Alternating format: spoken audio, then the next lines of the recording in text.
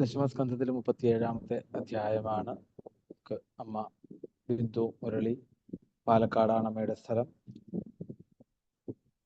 നമ്മളുടെ ഈ ഇതിൽ തന്നെ കുടുംബത്തിൽ തന്നെ ഇപ്പോൾ വന്നിട്ടുള്ള രാജേശ്വരി മേനോന്റെ ജ്യേഷ്ഠത്തിയാണ്. അപ്പം എല്ലാ ആചാര്യ മര്യാദകളോടും കൂടി അമ്മയുടെ പാദങ്ങളിൽ വീണ് നമസ്കരിച്ചുകൊണ്ട് ഈ വേദിയിലേക്ക് സാദരം സുസ്വാഗതം ചെയ്യുന്നു. ഗോവിന്ദനാമ സങ്കീർത്തനം. ഗോവിന്ദ ഗോവിന്ദ. പീലിക്കാർ കൂന്തൽ കെട്ടിട്ടഴകൊടുനെടിലെ ചാരുഗോരോചനം ചേർന്നേലസ്സും പൊൻചിലമ്പും വളകളുമണിയിച്ചമ്മ തന്നംഗഭാഗേ ലീലാഗോപാലവേഷത്തൊടു മുരളിയുമായി കാലിമേക്കുന്ന കോലും ചാലേ കൈക്കൊണ്ടു മന്ദസ്മിതമൊടുമരുവും പൈതലേ കൈതൊഴുന്നേൻ. തൃക്കാൽ രണ്ടും പിണച്ചത്തിരു മുഖകമലം ദക്ഷിണേ ചാച്ചുവെച്ചും തൃക്കൈയിൽ കാഞ്ചനോട കുഴലുമത പിടിച്ചൂതി മന്ദം ഹസിച്ചും തക്കത്തിൽ പീലി ചൂടി കരിമുകിൽ വടിവും പൂണ്ടു നിൽക്കും മുകുന്ദൻ നൽകാരുണ്യേന നിത്യം മമ ഹൃതി കളിയാടിടുവാൻ കൈതൊഴുന്നേൻ. ഹരേ കൃഷ്ണ ഹരേ കൃഷ്ണ. സംപൂജ്യനായ ആചാര്യനും ഈ ഭാഗവത കുടുംബത്തിലെ എല്ലാവർക്കും വിനീതമായ നമസ്കാരം. ഇതിനു മുമ്പ് ഇവിടെ പ്രഭാഷണം നടത്തി എല്ലാവരും പറഞ്ഞു ആദ്യമായിട്ടാണ് എന്ന്. പക്ഷെ ശരിക്കും ഞാൻ ആദ്യമായിട്ടാണ്. അത് നിങ്ങൾക്ക് എല്ലാവർക്കും കേൾക്കുമ്പോ തന്നെ അറിയാം. അപ്പോ എല്ലാവരും ആദ്യമാണ് പറഞ്ഞിട്ട് പിന്നെ അവരിങ്ങനെ ഒഴുകി വരും അല്ലെ, വായിന്ന് നല്ല തത്വങ്ങളും. അപ്പോ എന്നിൽ നിന്ന് അതൊന്നും പ്രതീക്ഷിക്കണ്ട. രാവിലെ തിരുമേനി പറഞ്ഞപ്പോൾ ഞങ്ങൾ പാലക്കാട്ടുകാരാണ്. പാലക്കാട്ടുകാരുടെ ഭാഷ വ്യത്യാസം ഉണ്ടാവും, കേൾക്കാൻ ബുദ്ധിമുട്ടുണ്ട്. എനിക്ക് പ്രഭാഷണ ഭാഷയൊന്നും അറിയില്ല. നമ്മളിങ്ങനെ ഒരു കുടുംബത്തിൽ ഇരുന്ന് വർത്തമാനമൊക്കെ പറയില്ലേ, അങ്ങനെ ഒരു ഭാഗത്തുനിന്നും തുടങ്ങി എവിടെയോ എത്തും അല്ലെ, ചിലപ്പോ മണിക്കൂറോളം ആവും. അങ്ങനെ നമ്മളെല്ലാവരും കൂടെ ഒന്ന് വർത്തമാനം പറയണമെന്ന് മാത്രം വിചാരിച്ചാൽ മതി. പിന്നെ പ്രഭാഷണം അല്ല. എനിക്ക് പ്രഭാഷണം അറിയില്ല. ഞാൻ എന്നെ തന്നെ സ്വയം പരിചയപ്പെടുത്താം.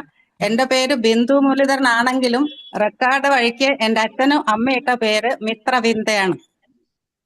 ഇപ്പോഴും എന്റെ കൂടെ പഠിച്ച എല്ലാവരും മിത്രവിന്ദ എന്നാ പറയും. ഈ പേരിനോട് എനിക്ക് വലിയ താല്പര്യം ഉണ്ടായിരുന്നില്ല പണ്ട്. കാരണം മിത്രവിന്ദ എന്ന് പേര് പറഞ്ഞാൽ പോരാ, അപ്പൊ സ്പെല്ലിങ് പറഞ്ഞു കൊടുക്കണം, അതറിയില്ല.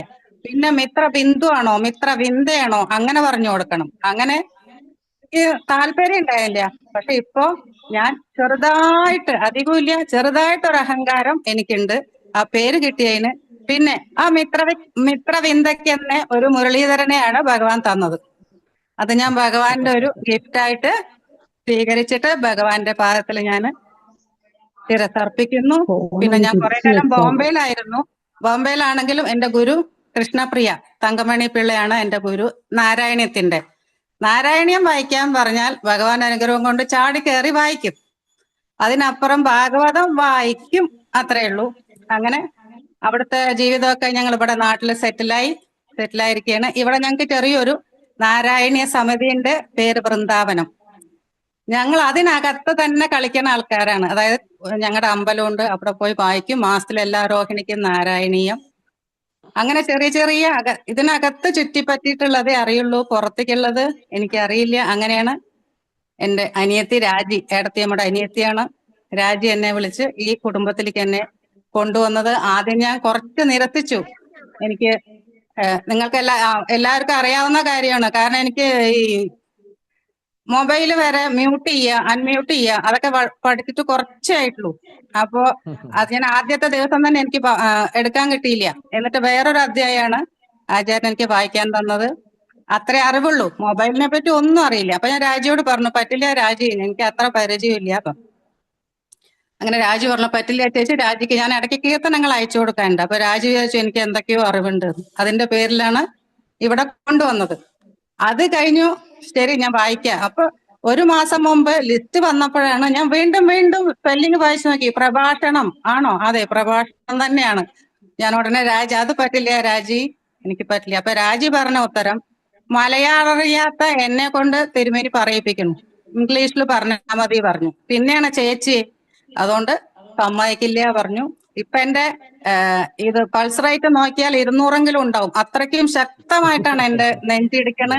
ഞാൻ എന്റെ ഈ ഒരു നിമിഷത്തിന് വേണ്ടി ടെൻഷൻ അനുഭവിക്കാൻ തുടങ്ങിയിട്ട് 1 മാസത്തില് ലിസ്റ്റ് വന്നപ്പോ തുടങ്ങിയതാണ്. അപ്പൊ ഞാൻ കഴിഞ്ഞ ആഴ്ച വരെ വിചാരിച്ചു എനിക്ക് മാറ്റി തരുമെന്ന്. അങ്ങനെ ഇവിടെ എത്തി പെട്ടിട്ടുണ്ട്.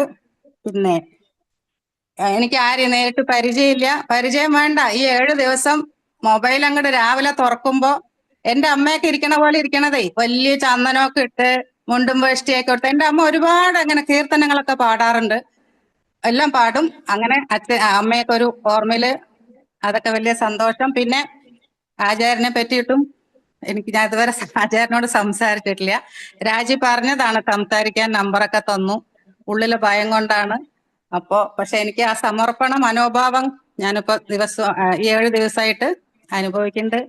അപ്പോ ഞാൻ എന്തെങ്കിലും പറയും, അതൊക്കെ ഭഗവാന്റെ കാര്യങ്ങളെ പറയുള്ളൂ, അപ്പുറത്തേക്ക് പോയില്ല. അപ്പൊ അതൊക്കെ കേൾക്കുക, ക്ഷമയോടെ ഇരിക്കുക. എന്തെങ്കിലും തെറ്റുണ്ടെങ്കിൽ അപ്പ വിളിച്ചപ്പോ മ്യൂട്ട് ചെയ്തിട്ടില്ല, അൺമ്യൂട്ടാണ് പറഞ്ഞ പോലെ അപ്പൊ തന്നെ പറഞ്ഞാൽ മതി. അത്ര എനിക്ക് അറിയുള്ളൂ, അതാണ്. അങ്ങനെ ഞാൻ എനിക്ക് കിട്ടിയ ഇത് നോക്കിയപ്പോ കിട്ടിയ ഇതാണ് ദശമസ്കന്ധത്തിലെ 37-ാം അധ്യായമാണ്. അതിൽ നോക്കിയപ്പോ ഒന്നുമില്ല.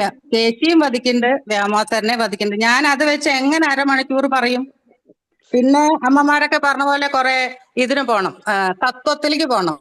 തത്വം എന്ന് പറഞ്ഞാലൊന്നും എനിക്ക് വലിയ ഒരു വിവരവും ഇല്ല.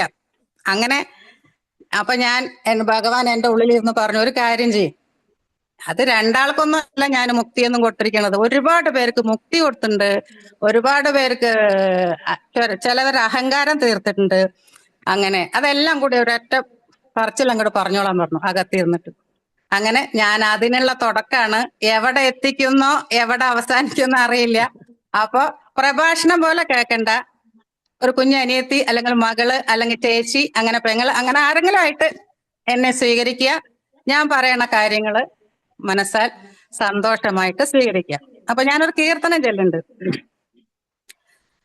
മിന്നും പൊന്നിൻ കിരീടം തരിവള കടകം കാഞ്ചി പൂഞ്ചേലമാല ധന്യ ശ്രീവത്സസൽ കൗസ്തുഭമിടകലരും ചാരുദൂരന്തരാളം ശംഖും ചക്രം ഗദാ പങ്കജമതിവിലസും 4 തൃക്കൈകളോടും സങ്കീർണ ശ്യാമവർണം ഹരിവപുരമലം പുരയേൻ മംഗളം വാ കുംഭീന്ദ്രൻ പോയി ത്രികൂടാചര സരസിമുദാ വണ്ടകസ്യ ശാപാൽ പിൻകാലിൽ മേൽ കടിച്ച മുതല കടിവിടാഞ്ഞായിരത്താണ്ടുഴന്നും അന്നേരം പോന്നു വന്നൻ മുരരിവ് ഗരുഡാരൂഢനായ ധാന്യശക്തിയാൽ നക്രം ചക്രേണ കൊന്ന കരിവരനു സായൂജമേകി മുകുന്ദൻ ഉണ്മാനില്ലാഞ്ഞിട്ടൊരു നാൾ ഒരു പിടിയവിലും കൊണ്ടു ചെന്നാൻ കുചേലൻ സമ്മാനിച്ചങ്ങിരുത്തി ത്രിഭുവന പെരുമാൾ ആദരാൽ ചോറു നൽകി. ഇത് നമുക്കൊന്ന് വിശദീകരിച്ചാലോ? മിന്നും പൊന്നിൻ കിരീടം. ഭഗവാൻ എവിടെ ജനിച്ചത്? അവതാരമായി ആനന്ദശായി ദേവൻ അവതാരമായി. എവിടെ? കംസന്റെ കൽത്തുറുങ്കിൽ അവതാരമായി. എന്തായിരുന്നു ദേവകിയമ്മയുടെ ഇത് അല്ലെ? മേല് മുഴുവൻ ചങ്ങല, അങ്ങോട്ടും തിരിയാൻ പറ്റില്ല ഇങ്ങോട്ടും തിരിയാൻ പറ്റില്ല അല്ലെ? ഒന്നാമത് ജയിലിലാണ്, എന്നാലും കംസന് പേടിയായിട്ട് പിന്നെ അതിന് ചങ്ങലയിട്ടു എന്നൊക്കെയാണ് പറയണത്. അങ്ങനെ ഭഗവാൻ അവിടെ അവതരിച്ച് കുഞ്ഞു ബാവയായിട്ട് കിടന്നു. അച്ഛനും അമ്മയ്ക്കും നല്ല സന്തോഷമായി. അങ്ങനെ ആദ്യമായിട്ട് ഭഗവാൻ അച്ഛനും അമ്മയ്ക്കും ശംഖ് ചക്ര ഗദാ പങ്കജത്തോട് കൂടിയിട്ടുള്ള ആ ചതുർബാഹുവായ ഭഗവാന്റെ രൂപം കാണിച്ചു കൊടുത്തു. എന്നിട്ട് എന്താ പറഞ്ഞതെന്നറിയോ? എല്ലാ ജ്ഞാനവും പറഞ്ഞു കൊടുത്തു. ഞാന് ഇങ്ങനെ വന്നതാണ്, ദുഷ്ട ഇതിന് വന്നതാണ്, ശിഷ്ട രക്ഷയ്ക്ക് വേണ്ടി വന്നതാണ്. അപ്പൊ ഞാൻ ഇവിടുന്ന് കുറച്ച് മാറി നിൽക്കും, അത് കഴിഞ്ഞിട്ട് എല്ലാം ചെയ്ത് കഴിഞ്ഞിട്ട് വീണ്ടും നിങ്ങളുടെ അടുത്തേക്ക് വരും എന്നൊക്കെ പറഞ്ഞു. അങ്ങനെ അവരെ നല്ല സന്തോഷിപ്പിച്ചിട്ട് പറഞ്ഞു, അച്ഛനും അമ്മയും പറഞ്ഞു, ശരി ഞങ്ങൾക്ക് എല്ലാം മനസ്സിലായി, പക്ഷെ കുറച്ചു നേരം ഞങ്ങൾക്കൊന്ന് മടിയിൽ വെക്കാനുള്ള രൂപത്തിലാക്കി തരുമോ, എന്നിട്ട് പോയാ പോരെ ചോദിച്ചു. അങ്ങനെ ഭഗവാൻ കുഞ്ഞ് പ്രസവിച്ച് ആ രൂപത്തിൽ കിടന്നു. അങ്ങനെ ദേവകിയമ്മ മടിയിൽ വെച്ച് കുറച്ചു നേരം ലാളിച്ച്, പുഞ്ചിരിക്കാനേ പാടുള്ളൂ, കരയാൻ പാടില്ലല്ലോ. കരഞ്ഞാ ഭടന്മാർ എണീറ്റില്ലേ ശബ്ദം കേട്ടിട്ട്. അപ്പൊ നല്ല പുഞ്ചിരിയോടുകൂടെ കടന്നു. അങ്ങനെ ഭഗവാനെ എടുത്തോണ്ട് പോയി പറഞ്ഞു കൊടുത്തിട്ടുണ്ട്, ഇങ്ങനെ പോണം, അവിടെ ഗോകുലത്തിൽ പോണം, അവിടെ മായാദേവി ഉണ്ട്, മായാദേവി തിരിച്ചിങ്ങോട്ട് കൊണ്ടുവരണം. ഇതെല്ലാം വസുദേവരടുത്ത് പറഞ്ഞിട്ടാണ് ഭഗവാൻ ചെറിയ കുട്ടിയായിട്ട് വീണ്ടും രൂപമെടുത്തത്. അങ്ങനെ ആ കുട്ടി എടുത്തോണ്ട് കുറച്ച് ലാളിച്ച ശേഷം നന്ദഗോപര് നേരെ വസുദേവര് നേരെ ഇവിടേക്ക് ഗോകുലത്തേക്ക് പോയപ്പോഴോ എങ്ങനെയാണ്? കാർമുകിലൊത്തുവാനിൽ ഇടിമുഴക്കവുമുണ്ടായി, അല്ലെ? നല്ല ഇടിയും മഴയും കാറ്റും, കൊടയൊന്നും എടുക്കാൻ പറ്റില്ല അല്ലെ? ഇവരോ അനങ്ങാതെ പൂവും വേണം. ഭടന്മാര് നല്ല ഉറക്കാണ്. അങ്ങനെ പോയി, നല്ല മഴയായിരുന്നു. അവിടെ എത്തി. കാളിന്തി ദേവി എന്ത് ചെയ്തു? അങ്ങനെ രണ്ടു ഭാഗത്തിലേക്ക് ഇത് മാറി നിന്നിട്ട് ഭഗവാന് പോവാൻ വേണ്ടി വഴി ഉണ്ടാക്കി കൊടുത്തു. അങ്ങനെ പെട്ടെന്നുള്ള മഴയ്ക്ക് ആരാണ് കൊടയായി നിന്നത്? അനന്തനാണ്. ആയിരം നാവുള്ളോരനന്തരേ നിനക്കാവുമോ ഭഗവാനെ വാഴ്ത്ത. അങ്ങനെ അനന്തൻ 1000 പടത്തോടു കൂടി ഇങ്ങനെ നിന്നു. അത് കൊടയുടെ രൂപമായി. അങ്ങനെ നന്ദഗോപര് ഗോകുലത്തിൽ ഭഗവാനെ കൊണ്ടാക്കി തിരിച്ച് മായയെ ഇങ്ങോട്ട് കൊണ്ടുവന്നു, അല്ലെ? ഇനി ഇതിലെ തന്നെ നമുക്ക് അടുത്ത് പറയണതാണ് ഗജേന്ദ്രന്റെ, അല്ലെ? ഗജേന്ദ്ര മോക്ഷം. മുതല കടുവിടാൻ ഗജേന്ദ്രന്റെ കഥ എല്ലാവരും ഈ 7 ദിവസം കൊണ്ട് എല്ലാവരും പറഞ്ഞ കഥയിൽ ഞാൻ ഒന്ന് വീണ്ടും ഓർമ്മിപ്പിക്കുകയാണ്. ഈ കഥകളൊക്കെ നമ്മൾ 7 ദിവസം കേട്ടു. ഗജേന്ദ്ര മോക്ഷം, അല്ലെ? ഗജേന്ദ്രന് ആരായിരുന്നു? ഇന്ദ്രദ്രുമ്നൻ, അല്ലെ? രാജനായിരുന്നു. അത് അഗസ്ത്യമുനിയുടെ ശാപം കൊണ്ട് ആനയായിട്ട് തീർന്നു. അപ്പൊ അപ്പുറത്തൊരു മുതല ഹൂഹു ഗന്ധർവൻ, ആ ആനയെ പിടിച്ച് വലിക്കാൻ നോക്കി. അതിന് പറഞ്ഞതാണ്, അതിനു മുമ്പേ കൂട്ടത്തിലുള്ള ആനകളൊക്കെ പറഞ്ഞു, മതി ഗജേന്ദ്ര വാ നമുക്ക് പോവാന്ന് പറഞ്ഞു. കേട്ടില്ല. അപ്പൊ അവിടെ കുറെ പിടിയാനകൾ ഉണ്ടായിരുന്നു. അവരുടെ കൂടെ മതിച്ച് ഒരു താമര പൊയ്കയിലാണ് ഇരുന്നത്. അപ്പൊ മുതലങ്ങനെ വലിച്ച് ജസ്റ്റ് വലിച്ചു പോവാനായപ്പോ ഭഗവാൻ എന്ത് ചെയ്തു? ഗജേന്ദ്രൻ എന്ത് ചെയ്തു? ഒരു താമര പൂവ കയ്യിൽ കിട്ടി. എന്നിട്ട് അർപ്പിക്കണം. ഭഗവാനെ വിളിച്ചത് എങ്ങനെ അറിയോ? ഹരേ കൃഷ്ണ കൃഷ്ണ കൃഷ്ണ. വെറുതെ വിളിയല്ല, ജീവൻ പോവാണ്, പിടിച്ചു വലിക്കുമ്പോ പോവാണ്. 2 വിളി. അതിനാണ് കുന്തി ദേവി പറഞ്ഞത്, അല്ലെ? എന്നും ദുഃഖം തരണേ എന്ന്. അതുകൊണ്ട് ഭഗവാനെ അങ്ങോട്ട് ഉറക്കെ വിളിച്ചു. പിന്നെ ഭഗവാനുണ്ടോ? കാരണം ഗജേന്ദ്രൻ ഇന്ദ്രദ്യുമ്നൻ രാജാവാണ്. അത്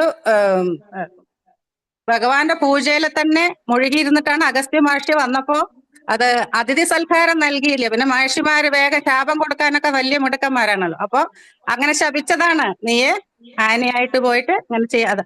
അതുകൊണ്ടാണ്. അപ്പൊ കഴിഞ്ഞ ജന്മത്തിൽ ചെയ്ത നാമജപങ്ങൾ ഉണ്ട്. അതിന്റെ ഓമയിലാണ് ഭഗവാനെ വിളിച്ചത്, വെറുതെ അല്ല. അങ്ങനെ വിളിച്ചപ്പോ ഭഗവാൻ, എന്റെ ഭക്തൻ വിളിച്ചാ പിന്നെ ഭഗവാൻ ഇരിക്കാൻ പറ്റുമോ? ഭക്തപ്രിയനല്ലേ. അങ്ങനെ വന്നു ഗരുഡാരൂഢനായിട്ട്, അല്ലെ? ഗരുഡന്റെ മുകളിൽ ഇരുന്നിട്ട് ഭഗവാൻ വന്നു. അങ്ങനെ തൃക്കായതുകൊണ്ട് ഇത് ഗജേന്ദ്രനെ പിടിച്ചു വലിച്ചു. ഇതിനെന്ത് ചെയ്തു? നക്രം ചക്രേണ കൊന്ന്. ചക്രം കൊണ്ട് മുതലെ കൊന്നു. ഹൂഹു, അല്ലെ? ഹൂഹു ഗന്ധർവനാണ്. അങ്ങനെ ആർക്ക് മോക്ഷം കൊടുത്തു? ഗജേന്ദ്രന് ഭഗവാൻ മോക്ഷം കൊടുത്തു. ഇനി അജാമിളം, അല്ലെ? അജാമിളം അതും നമ്മൾ അടുത്ത് കേട്ടിട്ടേ ഉള്ളൂ, അല്ലെ? ഇന്നത്തെ പേര് പോലെയല്ലേ. ഇന്ന് പേര് അച്ഛന്റെ ആദ്യത്തെ പേര്, അമ്മയുടെ ആദ്യത്തെ അക്ഷരം എന്നൊക്കെ പറഞ്ഞു വരുമ്പോ വായിൽ കൊള്ളാത്ത പേരാ. ഇന്നത്തെ പേരുകൾ അതാണ്. കുട്ടികൾ അന്നതല്ല. വീണ്ടും തിരിച്ചു വന്നിട്ടുണ്ട്. അതും കൂടെ ഞാൻ പറയട്ടെ. വീണ്ടും ഭഗവാന്റെ പേരൊക്കെ പെട്ടു തുടങ്ങിയിട്ടുണ്ട്. നല്ല കാര്യം. അങ്ങനെ ഈ അജാമിലിന്റെ ഇത്തിരി പ്രായമായിട്ടാണ് ഉണ്ടായത്. അങ്ങനെ നാരായണൻ എന്നാണ് പേരിട്ട്. ആളിത്തിരി നമ്മുടെ അജാമിളൻ ചീത്ത വഴിയിലൂടെയാണ് നടന്നത്, അല്ലെ? അത്ര നല്ല വഴിയിലൂടെ നടന്നില്ല, പ്രായമായി. പക്ഷെ എന്താണെങ്കിലും വൈകുന്നേരം വന്ന നാരായണനുണ്ടോ? നാരായണൻ കഴിച്ചോ? നാരായണൻ ഉറങ്ങിയോ? അങ്ങനെ നാരായണ കുറെ പ്രാവശ്യം അങ്ങോട്ട് പറയും. അങ്ങനെ വയസ്സായി, ഒടുവ് മരണത്തിലേക്കുള്ള ഒരു വഴിയായി. അപ്പൊ വിളിച്ചതാരെയാ? അത് എല്ലാവർക്കും ജീവൻ ഒരു ഭഗവാന്റെ ഉള്ള ഇതൊരു സ്ഥലത്ത് നമുക്കൊരു പുല്ലിന്റെ ഇതായിട്ട് നമുക്ക് ഇവിടെ ഇരിക്കണം എന്നുണ്ടാവും, അല്ലെ? മരിക്കുക പറഞ്ഞാൽ എല്ലാവർക്കും ഇത്തിരീച്ച പേടി ഉണ്ടാവും. അപ്പൊ എന്തൊരു അജാമളൻ എന്ത് ചെയ്തു? എന്താണറിയോ? യമലോകത്ത് യമന്മാരുടെ ആൾക്കാർ വന്നു. നമ്മുടെ ഇതിലെങ്ങനെയാണ്? കൊമ്പം, മീശ, കയ്യിലൊരു കയറ്, പിന്നെ ഒരു കാള, അങ്ങനെയൊക്കെ അല്ലേ? യമദേവൻ വരുന്നത്. അങ്ങനെ കണ്ടു പേടിച്ചപ്പോ നാരായണ നാരായണ മകനെ വിളിക്കാണ്. ഇത് അച്ഛനെ കൊണ്ടുപോകാൻ വന്നിരിക്കണു കണ്ട് വിളിച്ചപ്പോ ഓടി വന്നത് ആരാ? എവിടെന്നെങ്കിലും എന്നെ ആരെങ്കിലും വിളിക്കണ്ടോ നോക്കി ഒരാൾ ഇരിക്കണ്ടേ. നാരായണൻ. വെറുതെ വിളിച്ചാ പോരാ, ഉള്ളിൽ തട്ടി വിളിക്കണം. അങ്ങനെ എല്ലാവരും കൂടെ പീതാംബരധാരികളായിട്ട് എല്ലാവരും വന്നു.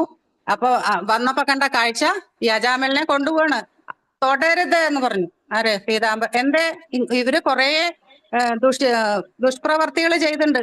എന്ത് ദുഷ്പ്രവർത്തി ചെയ്തിട്ടുണ്ടെങ്കിലും വിരോധവും ഇല്ല. നാരായണനെ ഇഷ്ടംപോലെ ഭഗവാനെ വിളിച്ചിട്ടുണ്ട്. അതിന് പ്രായച്ചിത്തായിട്ട് ഒരുപാട് വിളിച്ചിട്ടുണ്ട്. അതുകൊണ്ട് തൊടാൻ പാടില്ല എന്നാണ് ഞങ്ങളുടെ ഭഗവാന്റെ കൽപ്പന എന്നും പറഞ്ഞപ്പോ അത് വിട്ടു. ഇനി യമദേവൻ പറഞ്ഞു, ഇനി മേലാൽ ഈ ഭഗവാന്റെ ആൾക്കാരെ ഒന്നും ഇങ്ങനെ പോയി ചെയ്യരുത്. അങ്ങനെ കുറച്ചു കാലം കൂടി അജാമലൻ ജീവിച്ച് നല്ല കാര്യത്തിൽ ജീവിച്ച് ഭഗവാൻ വിഷ്ണു ലോകത്തേക്ക് വൈകുണ്ഠത്തേക്ക് തന്നെ അജാമലിനെ കൊണ്ടുപോയി. അങ്ങനെ അത് കഴിഞ്ഞു. പിന്നെ നമ്മള് അടുത്തത് ഉണ്മാനില്ലാഞ്ഞിട്ടൊരു നാലൊരു പിടി അവിലും കൊണ്ടു കുചേലന്റെ കഥ അല്ലെ? ആർക്കെങ്കിലും അറിയാത്തുണ്ടോ? എന്റെ അമ്മ എനിക്ക് പറഞ്ഞു തന്നാണ് എനിക്ക് ഇപ്പോഴും ഓർമ്മ. പക്ഷെ അന്ന് സുധാമ എന്നുള്ള പേര് അത്ര ഇല്ല തോന്നുന്നുണ്ട്. കുചേലനാണ്. ഇന്നാണ് സുധാമ എന്ന പേരിന് പ്രചാരണം കിട്ടിയത്. അന്ന് കുചേലൻ അമ്മ പറയേ, കുചേലൻ എന്റെ ഭാര്യക്ക് ഫുൾ നിറച്ച് സ്വർണവളകളായിരുന്നു, നെക്ലസ്. തിരിച്ചു കിട്ടിയപ്പോൾ അതിന് ഞങ്ങൾക്ക് അങ്ങനെയാണ് അമ്മ ഇന്നും കുചേലൻ സുധാമ പറഞ്ഞ ആ കഥകളാണ്. ഒരു മുറി നിറച്ച് നെല്ലായിരുന്നു, ഒരു മുറി നിറച്ച് അരിയായിരുന്നു, ഇങ്ങനെയൊക്കെയാണ് അമ്മ പറഞ്ഞു തന്നിട്ടുണ്ടായിരുന്നത്. അങ്ങനെ കുചേലന്റെ കഥ എന്താണ് അറിയാലോ അല്ലെ? ഉത്തമ സുഹൃത്താണ് സുധാമ അല്ലെ? അങ്ങനെ നല്ല ദാരിദ്ര്യമായിരുന്നു, എന്നാലും ഭഗവാനെ വിളിക്കുന്നുണ്ട്. പക്ഷെ ഭഗവാൻ പറയാം സമയമായിട്ടില്ല. അങ്ങനെ ഒരു ദിവസം ആ സമയം അടുത്തു. പത്നി സുധാമന്റെ പത്നി പറഞ്ഞു, നിങ്ങളുടെ ചങ്ങാതി അല്ലേ കൃഷ്ണൻ, ഒന്ന് പോയി ചോദിച്ചൂടെ? കിട്ടിയാ കിട്ടി, ഇല്ലെങ്കില്ല. നമ്മൾക്ക് ഭക്ഷണം കഴിക്കാനില്ലല്ലോ, ഒന്ന് പോയി ചോദിച്ചൂടെ? ചോദിക്ക അല്ലേ പറഞ്ഞ. അങ്ങനെ വരികയാണ്. കൃഷ്ണ കൃഷ്ണ കൃഷ്ണ കൃഷ്ണ കൃഷ്ണ പറഞ്ഞിട്ട് വന്നു. ദ്വാരകയിലെത്തി. പിന്നെ ഭടന്മാരൊന്നും ആദ്യം കയറ്റിയില്ല. അതൊക്കെ അറിയണ കഥകളാണ്. അങ്ങനെ വീട്ടിൽ വന്നു. രണ്ടാളും കൂടെ ആദ്യം ഭഗവാന്റെ സമ്മതം മേടിക്കാൻ വേണ്ടി അവര് വന്നു. അപ്പൊ ഭഗവാൻ സമ്മതമല്ല കൊടുത്ത് ലക്ഷ്മി ദേവിയും കൂട്ടിയിട്ട് ഓടി വന്നു. ഭഗവാൻ സുധാമനെ സ്വീകരിക്കാൻ ഓടി വന്നു. അങ്ങനെ രണ്ടാളും കൂടി ദ്വാരകയിലെത്തി. പണ്ട് കാര്യങ്ങളൊക്കെ പറഞ്ഞിരുന്നു. ഇന്ധനത്തിനു പോയി. അവിടെ മഴ പെയ്തു. അപ്പൊ നമ്മൾ എന്താ ചെയ്ത്? നമ്മളൊരു പാറമേലെ കയറിയിരുന്നു. പക്ഷെ അത് പാറയായിരുന്നില്ലേ. കുറച്ചു കഴിഞ്ഞപ്പോ അത് ഒരു ആനയായിരുന്നു. രാത്രിയായി, ഇട്ടിയും മഴയൊക്കെ ഉണ്ടായിരുന്നു. വിറകിന് വിട്ടതാണ്. ഗുരുപത്നി വിറകിന് വിട്ടതാ രണ്ടാളെയും കൂടി. പെട്ടെന്നാണ് മഴ വന്ന് രാത്രിയായപ്പോ പാറ ഏതാ ആന ഏതാന്നറിയാം. ഇവർ രണ്ടാളും കൂടി പാറ പുറയെന്നും പറഞ്ഞിട്ട് ഒരു ആനയുടെ മേലെ കയറിയിരുന്നു. ആന കുറച്ച് കഴിഞ്ഞപ്പോ എണീക്കാൻ നിന്നപ്പോ എന്തായി? രണ്ടാളും കൂടെ ഒരു മരത്തിൽ ചാടി കയറി പിടിച്ച് രണ്ടാളും കൂടി ഇരുന്നു. അപ്പൊ അങ്ങനെ കഥകളൊക്കെ പറഞ്ഞിരുന്നു. അപ്പൊ മെല്ലെ പറയാ, കൃഷ്ണ പറയൂ സുധാമ, ഞാനേ അന്നല്ലേ ഒരു കാര്യം പറഞ്ഞിട്ടുണ്ടായിരുന്നില്ല കേട്ടോ. നീ അറിയാണ്ട് ഞാനൊരു കാര്യം ചെയ്തിട്ടുണ്ടായിരുന്നു. എന്താ സുധാമ അത്? എന്താണ്? പറയേ. അന്ന് നീയേ എന്റെ അടുത്ത് പറഞ്ഞില്ലേ വിശക്കണോന്ന്. പക്ഷേ അന്ന് എന്റെ കയ്യിലെ ഗുരുപത്നി കൊടുത്തയച്ച ആവിലുണ്ടായിരുന്നു കേട്ടോ. എന്നിട്ട് നീ അങ്ങോട്ട് മാറിയപ്പോ ഞാനത് ഒറ്റയ്ക്ക് തിന്നു. ഞാൻ എന്റെ അടുത്ത് ഇതുവരെ അത് ഞാൻ പറഞ്ഞിട്ടില്ല കേട്ടോ. അപ്പൊ എന്താ പറയാ? ഉള്ളിൽ ചെറിച്ചു. അതന്നെയാണ് ഇത്. കിട്ടിയത് ആർക്കും കൊടുക്കാണ്ട തിന്നണല്ലേ, അത് പാടില്ല. അപ്പൊ പറഞ്ഞു, സുധാമാവേ, നിന്റെ കയ്യിൽ അത് ഉള്ളതും എല്ലാം എനിക്ക് അറിയായിരുന്നു. പക്ഷെ നിനക്ക് പണ്ട് തൊട്ടേ നമ്മള് ഗോപന്മാരെല്ലാവരും നിനക്ക് വിശപ്പ് ജാസ്തിയാണ് അല്ലേ, നീ കഴിച്ചോട്ടെ പറഞ്ഞ ഞാൻ മിണ്ടാണ്ടിരുന്ന് എന്ന് പറഞ്ഞു. പക്ഷെ ഞാനേ ഇപ്പൊ കുറച്ച് അവില് കൊണ്ടുവന്നുണ്ട്. അവില് കൊണ്ടുവന്നുണ്ട്. എന്നിട്ട് എത്ര നേരം എന്റെ തരാണ്ടിരുന്ന് പറഞ്ഞിട്ട് അതിനെ തട്ടിപ്പറിച്ച് മേടിച്ച് കഴിച്ചു. അങ്ങനെ രാത്രി മുഴുവൻ അവരിരുന്നു. സുഖമായി. പിറ്റേ ദിവസം പോവാണ്. തിരിച്ചു പോകുമ്പോ യാത്രയൊക്കെ പറഞ്ഞയച്ചു. അപ്പൊ സുധാം വിചാരിച്ചു, എനിക്ക് ഒന്നും തന്നില്ലല്ലോ. എന്തായാലും ഞാൻ സുഖമായിട്ട് എനിക്ക് പാൽപ്പായസത്തോടു കൂടിയുള്ള സദ്യ ഉണ്ടായി, അതുണ്ടായി, നല്ല ഉറക്ക പട്ടുമെത്തൽ എന്നെ കടത്തി, എന്നെ പട്ടുവസ്ത്രങ്ങൾ തന്നിട്ടുണ്ട് എനിക്ക്. പക്ഷെ എന്തെങ്കിലും തരായിരുന്നു. ഞാൻ ചോദിക്കാണ്ട് തന്നെ അറിയേണ്ടതല്ലേ ഭഗവാന്? അപ്പൊ പിന്നെ ആലോചിച്ചു, എന്റെ ദാരിദ്ര്യദോഷമൊന്നും അകറ്റാൻ മുകുന്ദനും ആവില്ല അല്ലെ. അങ്ങനെ വിചാരിച്ചിട്ട് അങ്ങനെ വീണ്ടും തിരിച്ച് അങ്ങനെ പിന്നെ വീണ്ടും കൃഷ്ണ കൃഷ്ണ കൃഷ്ണ തന്നില്ല, ഇന്ന് ഞാൻ ഒന്ന് നാമം ചെല്ലില്ല, എനിക്കൊന്നും തന്നില്ലാലോ, ഇന്ന് ഞാൻ ചെല്ലില്ല, അങ്ങനെയല്ല വിചാരിച്ചത്. വീണ്ടും അതിനേക്കാൾ കൂടുതല് നാരായണ നാരായണ കൃഷ്ണ കൃഷ്ണ കൃഷ്ണ പറഞ്ഞ് ചെല്ലി കുറെ ദൂരം നടന്നപ്പോഴേ വീണ്ടും ദ്വാരകയിലേക്ക് എത്തിയോ എന്നൊരു സംശയം. ഹൈ, ഞാൻ തിരിഞ്ഞതാണല്ലോ നടന്നത്, പിന്നെ എന്താ വീണ്ടും ദ്വാരകയിലേക്ക് എത്തിയത്? നോക്കുമ്പോ എന്റെ അമ്മ പറഞ്ഞ പോലെ കുചേലന്റെ പത്നിങ്ങടെ ഇറങ്ങി വരിക സർവാഭരണ ഭൂഷിതയായിട്ട്. അപ്പോഴാണ് ഭഗവാന്റെ മഹിമ അറിയുന്നത്. കുട്ടികൾ നല്ല വേഷവിധാനങ്ങളായിരുന്നു, പറഞ്ഞ പോലെ ധാന്യങ്ങളൊക്കെ നല്ലോണം കൊടുത്തു ഭഗവാൻ. അപ്പൊ ഭഗവാൻ അറിയാം ആർക്ക് എപ്പോ എന്ത് കൊടുക്കണമെന്ന് അല്ലെ, നമ്മളൊന്നും ചോദിക്കണ്ട. അതുകൊണ്ട് ഭഗവാൻ നമുക്കെല്ലാം അറിഞ്ഞു തരും. അങ്ങനെ അങ്ങനെ കുചേലനെ സന്തോഷിപ്പിച്ചു. ഇനി നമുക്ക് എവിടേക്ക് പോവാന്നറിയോ? നമുക്ക് പോവാം. മോക്ഷം കിട്ടിയ ആൾക്കാരെ നളകൂപരൻ മണിഗ്രീവൻ അല്ലെ, ഇവര് വൈശ്രവണ പുത്രന്മാരാണ് ഇവർ രണ്ടുപേരും. ഇവരെന്താ പറയുക, ശ്രീ പരമേശ്വരന്റെ സേവ ചെയ്ത കാരണം ഇവർക്ക് കുറച്ചധികം സൗന്ദര്യവും സമ്പത്തും ഒക്കെ ഉണ്ടായപ്പോ ഒരുപാട് അവർ അഹങ്കരിച്ചു, ചീത്ത മാർഗത്തിൽ കൂടെ നടന്നു. പക്ഷെ ഇവരിങ്ങനെ ചീത്ത മാർഗത്തിൽ കൂടി നടക്കേണ്ടവരല്ല എന്ന് ആർക്ക് മനസ്സിലായിരുന്നു? നാരദ മഹർഷി അതുവഴി പോയപ്പോ. ശാപമൊന്നും കിട്ടിയിട്ടല്ല ഈ ചീത്ത വഴിക്ക്, പക്ഷെ ശാപമോക്ഷം കൊടുത്തു. ശാപം കിട്ടാതെ ശാപമോക്ഷം കിട്ടിയ ആൾക്കാരാണ് ഇവര്, നളഗോപരനും മണിഗ്രേവനും. അപ്പൊ നാരദമുനി പറഞ്ഞു, നിങ്ങൾ ഒരു കാര്യം ചെയ്യുക, നിങ്ങൾ രണ്ടുപേരും മരുതുമരങ്ങളായിട്ട് നിങ്ങൾ ശ്രീഹരിയെ ദർശിച്ചിട്ട് അവിടെ പോയിട്ട് സ്വന്തം സ്ഥാനത്ത് സ്വീകരിക്കാൻ പറഞ്ഞു. അവിടുത്തെ ബാലലീലകളൊക്കെ കണ്ടിരിക്കുക. അങ്ങനെ അവിടെ അമ്പാടിയില് മരുത് വൃക്ഷങ്ങളായിട്ട് അവർ രണ്ടാളും തീർന്നു.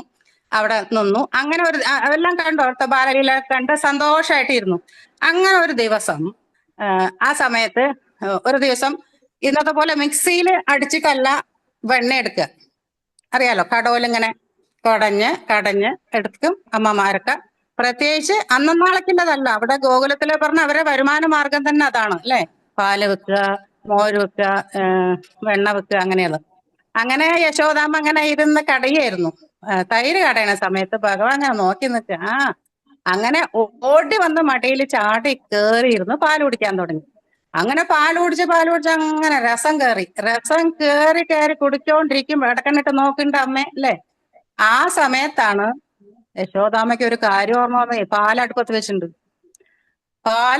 വെച്ചിട്ടുണ്ട് ഏകദേശം അത് ആവാനായിട്ട് പുതുക്കടി ഒന്ന് പറഞ്ഞിട്ട് അവിടെ അമ്മയെ കൃഷ്ണൻ ഭഗവാനെ താഴ്ത്തിയിരുത്തിയിട്ട് ഓട്ടി പാലിന്. അപ്പൊ ഭഗവാൻ പറഞ്ഞു, എനിക്ക് അമ്മയ്ക്ക് പാലാണല്ലേ വലുത് എന്നെക്കാട്ടും. അങ്ങനെ ആ കടോലിനെ എന്നെ എടുത്തിട്ട് ആ തൈർക്കടത്തിന് ഉടച്ചു. അത് കഴിഞ്ഞിട്ട് യശോദാമ്മ വരുമ്പോ എന്താ, ആ മുറി മുഴുവൻ തൈരും, വലിയ കലാണ്, ചെറുതല്ല. ആ തൈരും പാലും തൈര് കലയ്ക്ക് ഇത് വെണ്ണ ശരിക്കും ആയിട്ടില്ല, അത് മുഴുവൻ കിടക്കുന്നുണ്ട്. അപ്പൊ ഇതാരാ ചെയ്തതെന്നും എന്താ കാരണം എന്നും യശോദാമ്മയ്ക്ക് മനസ്സിലായി. അങ്ങനെ പുറത്തു പോയി നോക്കിയപ്പോ ആളൊരു ഉരലുണ്ട് അവിടെ, അതിന്റെ മേലെ അങ്ങനെ ഇരുന്നിട്ട് കുറെ വെണ്ണ വാരിക്കൊണ്ട് പോയിട്ടുണ്ട്. ഇവിടുന്ന് പൊട്ടിച്ചിട്ടുണ്ട്. അതിന് വാരിക്കൊണ്ട് പോയിട്ട് കുറച്ച് പൂച്ചയ്ക്ക് കൊടുക്കും, കുറച്ച് കാക്കയ്ക്ക് കൊടുക്കും, കുറച്ച് അവനവൻ കഴിക്കും. ഇതും കണ്ടോണ്ടാണ് യശോദാമ്മ വരുന്നത്. യശോദാമ്മ കുറച്ച് എന്താ നീ കാട്ടിയത് പറഞ്ഞ് ചീത്ത പറഞ്ഞു. ഞാൻ ഇപ്പൊ തന്നെ കെട്ടിയിടാൻ പോകണ പറഞ്ഞിട്ട് ഒരു ദാമം കൊണ്ട് അല്ലെ, കയറ് കൊണ്ട് കെട്ടിയിട്ടപ്പോ അമ്മ ദാമം കൊണ്ട് കെട്ടിയിട്ടതുകൊണ്ട് ഭഗവാൻ എന്ത് പേര് വന്നു? ദാമോദരൻ എന്ന പേര് വന്നു അല്ലെ. കെട്ടിയിട്ടത് പെട്ടെന്ന് കെട്ടിയിട്ടില്ല. കെട്ടിയിടാൻ പോകുമ്പോ ഒരു കെട്ടി ഇങ്ങനെ പിടിച്ചില്ല എന്ന് വരുമ്പോ 2 വിരല് അതിന്റെ നീളം കമ്മിയാവും. പിന്നെ വേറൊരു കയറെടുക്കും, അതിങ്ങനെ ഞങ്ങളുടെ പാലക്കാടൻ ഭാഷയിൽ പറഞ്ഞ ഏച്ചു കൂട്ടും. അപ്പൊ വീണ്ടും അത് കമ്മിയാവും. ഏച്ചുകൂട്ടിയാ മുളച്ചിരിക്കുന്ന പറഞ്ഞ പോലെ കിട്ടുന്നില്ല. അപ്പൊ ദേവി യശോദാമ്മ അങ്ങോട്ട് വേർത്ത് കുളിച്ചു. ഭക്തന്മാര് വേർത്ത് കുളിക്കുന്ന കാണാൻ പറ്റുമോ? കാണാന് ഇല്ല. അതും പ്രത്യേകിച്ച് അമ്മയാവുമ്പോ വേഗം എന്നെ കാരുണ്യത്തോട് കൂടിയിട്ട് അങ്ങനെ ഒതുങ്ങി നിന്നു, എന്നെ ബന്ധനത്തിനാക്കിക്കോളൂ എന്നുള്ള ഭാവത്തില് അങ്ങനെ വലിയ ക്ഷേമം കാണിച്ചിട്ട് യശോദാമ്മ വേഗം കെട്ടിയിട്ടു. കിട്ടിയ തക്കത്തിന് കെട്ടി, നീ കുറച്ചു നേരം ഈ ഓരലിൽ തന്നെ കിടക്ക് എന്നിട്ട് അവിടെ കെട്ടിയിട്ടു. കാരണം എനിക്കിനി അതൊക്കെ നേരാക്കണ്ടേ, അതുവരെ നീ എവിടെയും പോകണ്ട, നീ ഇവിടെ കിടക്കുക പറഞ്ഞിട്ട് അങ്ങനെ കെട്ടിയിട്ടു. അമ്മ പോയ തക്കത്തിനെ ഓരലിന്റെ ഉള്ളിൽ കുറച്ച് വെണ്ണ വെച്ചിട്ടുണ്ടായിരുന്നു. ഇവർക്ക് കൊടുത്ത ശേഷം ആ വണ്ണെടുത്ത് തിന്നു തുടങ്ങി. അങ്ങനെ മെല്ലെ കുഞ്ഞിക്കാലോണ്ട് ഭഗവാൻ അതന്നെ വേണ്ടേ, കാരണം ഇവിടെ മരുന്നുമരങ്ങളായ ഇവരെ മോക്ഷം കൊടുക്കാനുള്ള സമയമായി അല്ലേ. അപ്പൊ അതിനാണ് ഇതൊക്കെ ചെയ്തത്. അങ്ങനെ മെല്ലെ മെല്ലെ മുട്ടുകുത്തിയിട്ട് എന്ത് ചെയ്തു എന്നറിയോ? ഈ രണ്ടു മരത്തിന്റെയും നടുവിൽ കൂടെ പോയി. സൈഡിൽ കൂടെ പോയാൽ പോവാൻ പറ്റില്ല. അങ്ങനെ നടുവിൽ കൂടെ ഭഗവാൻ പോയി. പക്ഷെ ഒരലെന്തായി? കിടക്കുവോ? ഇല്ല. അപ്പൊ ഒന്നും കൂടെ വലിച്ചപ്പോ ആ രണ്ട് മരുതുവൃക്ഷങ്ങള് താഴെ വീണു. അത് അങ്ങനെ അവര് എന്താ പറയാ, മോശം കിട്ടി. മോക്ഷം കിട്ടിയിട്ട് അവര് ഭഗവാനെയൊക്കെ സ്തുതിച്ച് അങ്ങനെ ഇരുന്നു. അങ്ങനെ ഭഗവാൻ അവനും ഇത് കൊടുത്തു. ഭഗവാൻ അവർക്ക് രണ്ടാൾക്കും മോക്ഷം കൊടുത്തു. അവർ രണ്ടാളും ഭഗവാനെ നല്ലോണം സ്തുതിച്ച് പാടി അങ്ങനെ അത് അവിടെ എത്തി. പിന്നെ മതി, സമയം കഴിഞ്ഞു. കഴിഞ്ഞിട്ടില്ല, അതെനിക്കറിയാം, അതെന്നെ പറ്റിക്കുകയാണ്.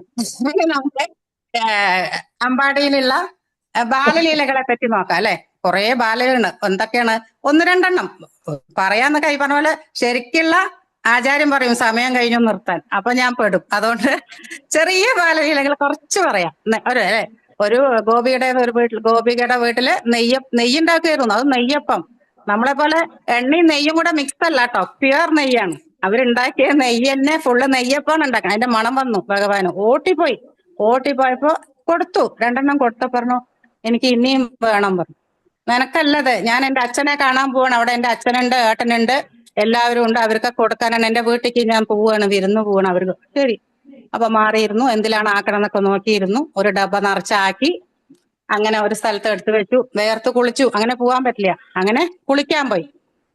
വേർപ്പൊക്കെ മാറട്ടെ എന്നിട്ട് പോവാന്ന് പറഞ്ഞു. ഈ പോയത് ഭഗവാൻ കണ്ടു. ഭഗവാൻ 2-3 ഗോപന്മാരും കൂടെ വിളിച്ച് ഇത് കാലിയാക്കി. അതിന് പകരം എന്ത് വെച്ചു? അവിടെ ചാണകത്തിന്റെ ഉരുള എടുത്തു വെച്ചു. ഇവള് പാപം ഈ ഗോപികതൊന്നും അറിയില്ല. വന്നിട്ട് ഈ ഡബ്ബ എടുത്തിട്ട് പോവാ വീട്ടിലേക്ക്. അപ്പൊ അച്ഛാ ഞാൻ അച്ഛനെ നല്ല നെയ്യപ്പം കൊണ്ടുവന്നുണ്ട്, കഴിച്ചോളൂ എന്നും പറഞ്ഞു ഇട്ടു കൊടുത്തപ്പോ അച്ഛൻ കൈയിട്ടപ്പോ അതില് ചാണകം അല്ലേ. അങ്ങനെ മനസ്സിലായി. പക്ഷെ എന്റെ തെറ്റാണത് അല്ലെ. ഞാന് ഭഗവാൻ ചോദിച്ചപ്പോ കൊടുത്തില്ല. അതുകൊണ്ട് കൃഷ്ണനോട് ദേഷ്യമൊന്നും വന്നില്ല. കാരണം ആലോചിച്ചു ഇത് അതായിരിക്കും, ചാണകം നിറച്ച തന്നെ ആയിരിക്കും എന്ന് പറഞ്ഞിട്ട് എന്ത് ചോദിച്ചാല് തിരിച്ചു വന്ന് ഭഗവാനെ എടുത്ത് ഉമ്മ വെച്ച് എന്റെ തെറ്റ് പറ്റിയതാണ്, ഞാൻ ഈ നിറച്ചുണ്ടാക്കി തരാം, ഭഗവാന് കൊടുക്കാണ്ട് ആർക്കും ഒന്നും കൊടുക്കാൻ നിൽക്കരുത് എന്ന് പറഞ്ഞു. ഇതിന്റെയൊക്കെ അത് കഴിഞ്ഞു. അത് ഗോപികയ്ക്ക് നല്ല സന്തോഷിപ്പിച്ചു. പിന്നെ ഒരു പഴം വിൽപ്പനക്കാരി അതേ കൂടെ വന്നിട്ടുണ്ടായിരുന്നു അല്ലെ. പഴം വിൽപ്പനക്കാരോട് ചോദിച്ചു, അവര് ചോദിച്ചു മാമ്പഴം വേണോ, തേനൂറും മാമ്പഴം വേണമെന്നൊക്കെ ചോദിച്ചു. അപ്പൊ മാമ്പഴം തന്ന ഞാനൊരു സൂത്രം കാണിച്ചു തരാ പറഞ്ഞു. എനിക്ക് മാമ്പഴം തന്ന പിന്നെ ഞാൻ എന്റെ കുട്ടികൾക്കല്ലാണ്ട് ആർക്കാ തരിക അല്ലെ. അങ്ങനെ ആ മാമ്പഴം കൊടുത്തു. മാമ്പഴം കൊടുത്തപ്പോ എന്താ സൂത്രം എന്നറിയോ? അകത്ത് പോയിട്ട് ഇങ്ങനെ കിലുക്കി പോയിട്ട് ഒരു കൈ നിറച്ചും ധാന്യം എടുത്തിട്ട് വന്നു. വരുമ്പോ ഇങ്ങനെ കൈയിന്റെ വിരലിന്റെ ഇടയിൽ കൂടെ മുഴുവൻ പോവാണ്.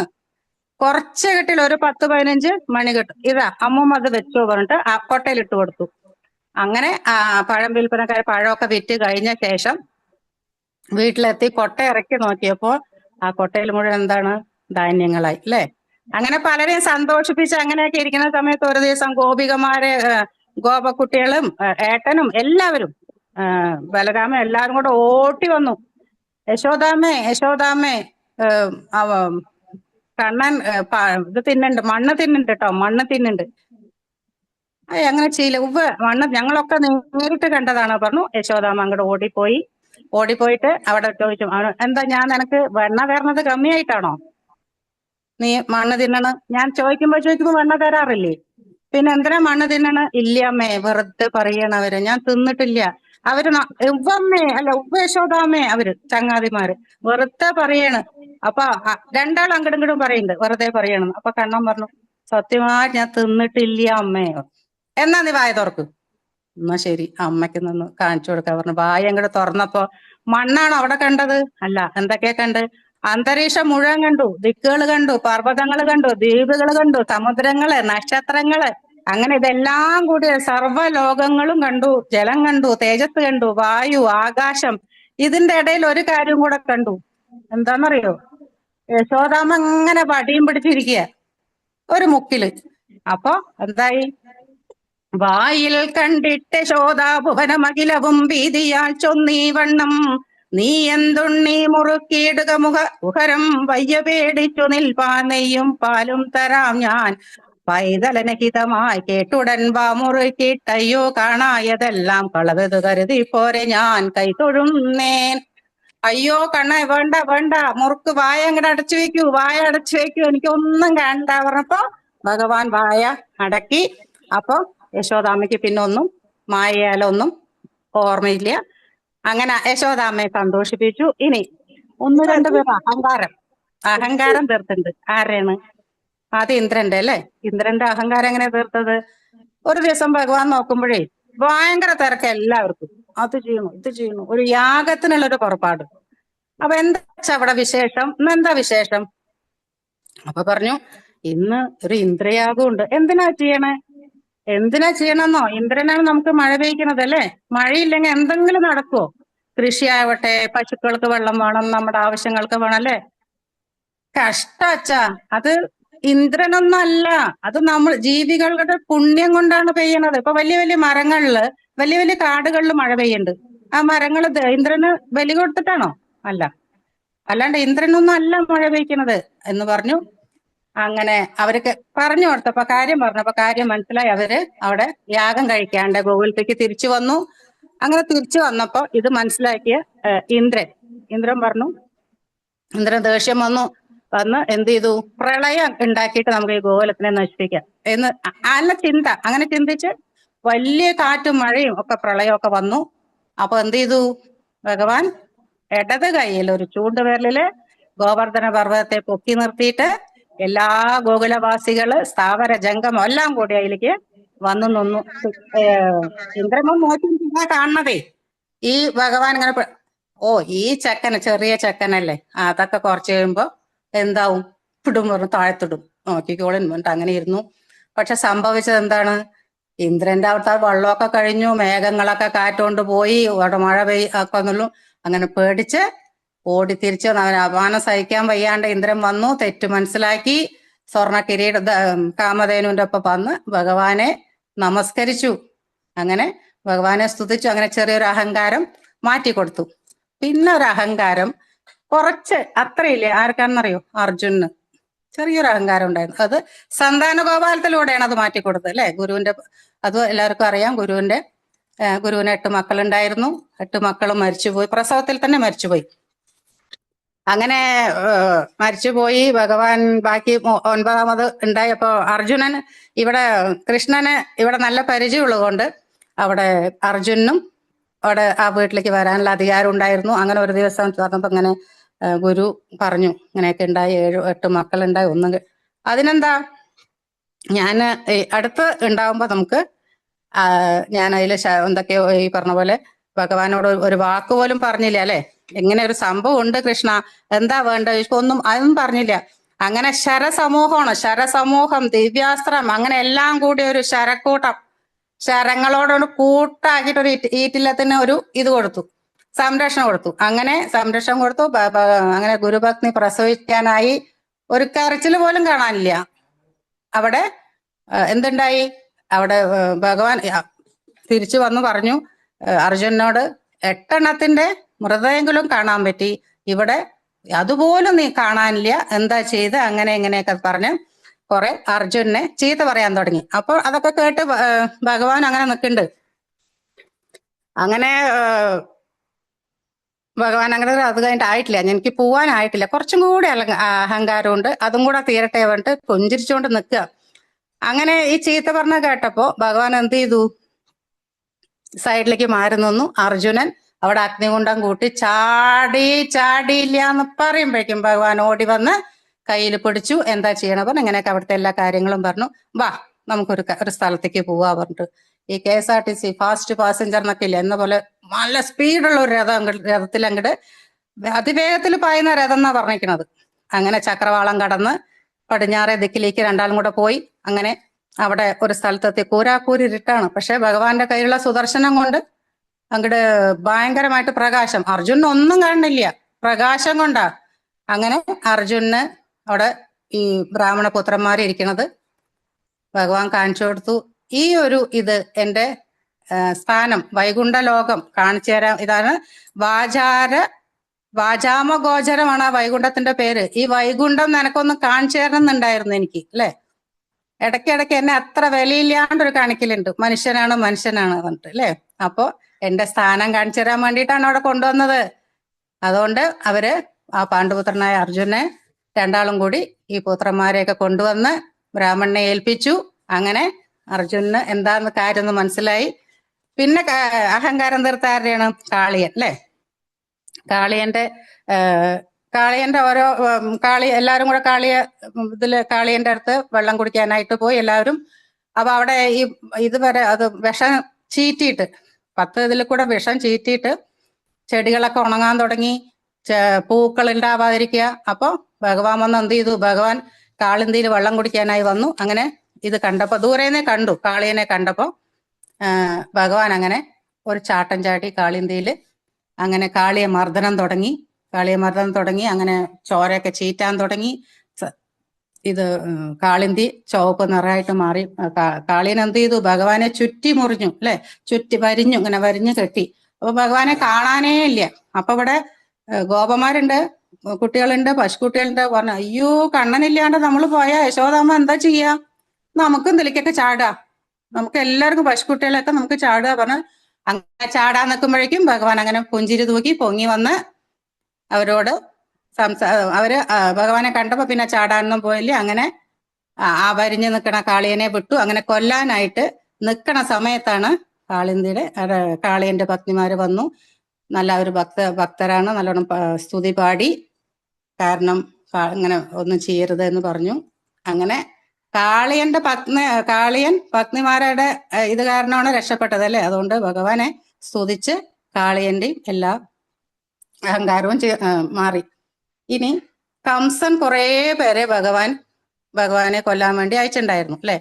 ആരെയൊക്കെയാണ്? ആദ്യം പൂതന, അറിയാവുന്നതാണ് പൂതന മോക്ഷം കഥ. ഭഗവാൻ പാല് കൊടുത്ത്, രാക്ഷസിയാണെങ്കിലും വന്ന വരവ് ഒരു രാജ്ഞിയെ പോലെയാണ് വന്നത്. അപ്പൊ തമ്മിൽ പറയും, ഇവരെവിടുത്തെയാ? അവരുടെ ബന്ധുവാണോ? ഇവരുടെ ബന്ധുവാണോ? എന്നാ ചിലപ്പോ അവിടുന്നാണോ ഇവിടുന്നാണോ എന്ന് ആർക്കും ചോദിക്കാനും വയ്യ.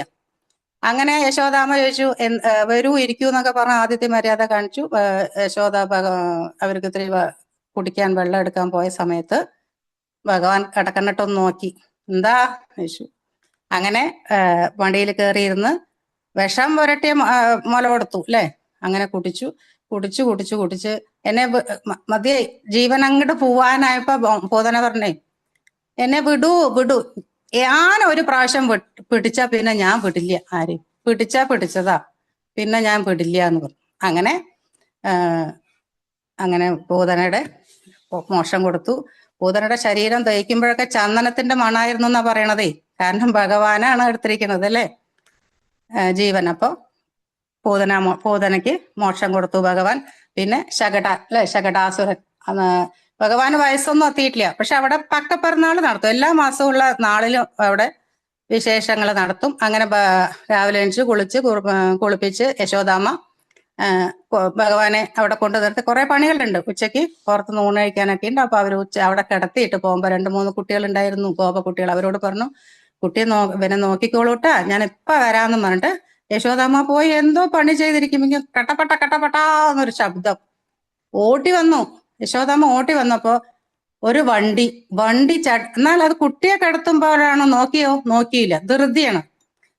ഈ വണ്ടി എങ്ങനെ വന്നു നോക്കിയില്ല. ആ വണ്ടിയുടെ ചോട്ടിലാണ് കൊണ്ട് കിടത്തിയത്. ആ വണ്ടി ചട്ടപട്ടാന്ന് പൊട്ടി കിടക്കണ്ടായിരുന്നു. അഴിക്കോല് തിരിഞ്ഞു കിടക്കുക പറയില്ലേ, എന്ന പോലെ.